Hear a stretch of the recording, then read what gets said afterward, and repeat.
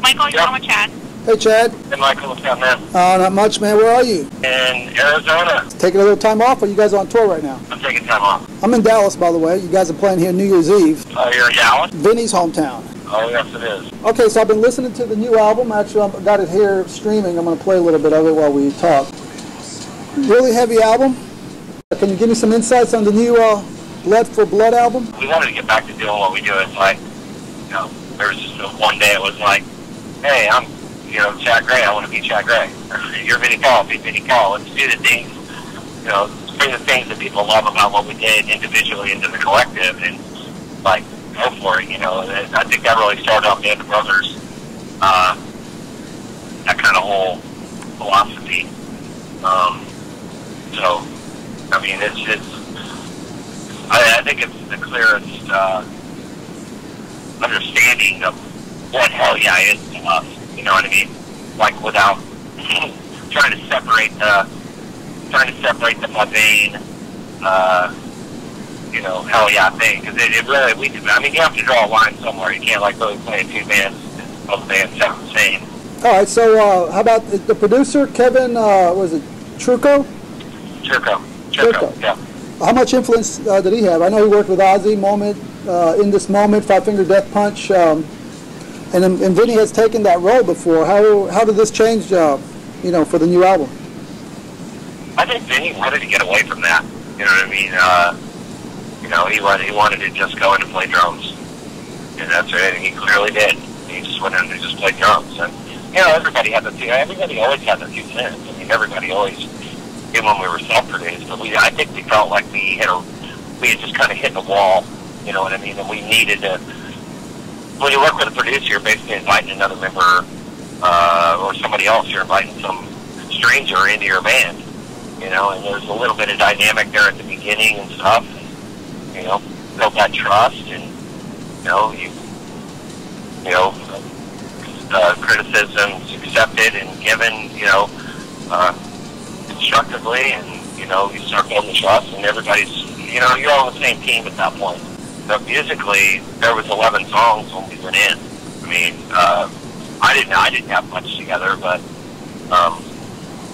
as far as musically, those guys had pretty much a loose arrangements of the whole thing, and I think that's what Kevin did. Kind of came in and we worked with arrangements and just got our footing with him.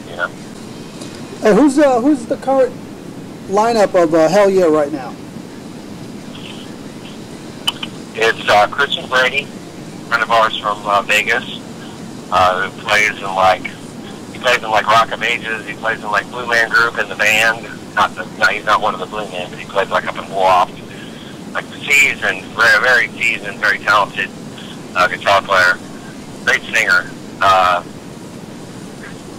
Kyle Sanders from Blood Simple. They were on my label, when I had Bully Goat. So I've known Kyle for a decade. I've always, it's a long time coming, but we finally got to play in the same band. It's pretty cool. Vinny, Tom, and me. Now your voice, like many vocalists, metal vocalists, powerful, screechy to the max. How do you prepare before you take stage for a 90-minute show? How do you do that? What do you do? I do like a pretty basic, like a 20-minute warm-up just to get everything started to warm. It helps me get a gauge on where my voice is at. And then I sing like 3 or 4 HellYeah songs, with headphones in, just like full volume, like I was gonna, like I was on stage, singing the way I would sing it. I call it HellYeah warming up. There's warm up and then a HellYeah warm up, and then it's off to the races after that. All right, so I'm listening to some of the songs. One of the songs that kind of caught my attention is Moth. A little bit mellow tune on the LP. Can we call it a ballad? And who wrote the song? I don't.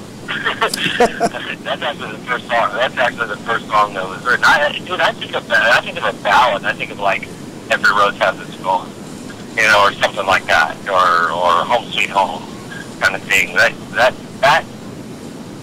to me, that song is just like so heavy lyrically. It's not like ballads are kind of a cheesy kind of thing, I guess. I don't know. And or whatever, or you know, they're meant to be what they are. I mean, I think the heavy comes in many forms, and you know, I believe that song's a very, you know, it's a very heavy track. I mean, I wrote the lyrics for it, but you know, Tom and Vinny put together the music for it. Another one that I like is Cross to Bear. It's one of my favorites on the LP. The lyrics seem to spew viciously, fast and explosive. What's your poise, man? How do you balance yourself while you're on stage, while all the madness is happening around you? How do you keep it together? Dude, I don't know. I mean, it's like, how do you run 26.3 miles? You know, how do you run a fucking marathon? You know, I couldn't do it. You know what I mean? You got to train for it, and I've been doing this for a long time, dude. I mean, 16 years professionally. You know, however many years before that. You know, it's just like, it's just, you know, sometimes we'll kind of like the sequence of the set list. Sometimes I kind of determine that. Sometimes Benny kind of determines that. We just try to get a nice balance for all the players as to what we're putting together. Because, you know, if we were to do that, and you know, and the style of song, you know what I mean? Right. We were to do that, and you know, a bunch of heavy ripping shit all together. You know, Benny'd be back there up in the wind and dying. I'd be up front, up in the wind and dying. We just try to put, you know, sequence of set lists where it's, you know, it's going to be able to be done right. You know what I'm saying? Like, where we're not like killing ourselves, you know, putting the performance of the song at risk. Right, because you guys, I mean, it's very physical up there for not just you, but the other members too, especially Vinny. I mean, he's pounding away. It's got to be planned out. Yeah, for sure. All right, one other song. The last song, man, on the track, Black December, reflects back to the tragedy that occurred not just with Dimebag Darrell, but also John Lennon's death on that day, both taken in the same manner by bullet by a deranged fan.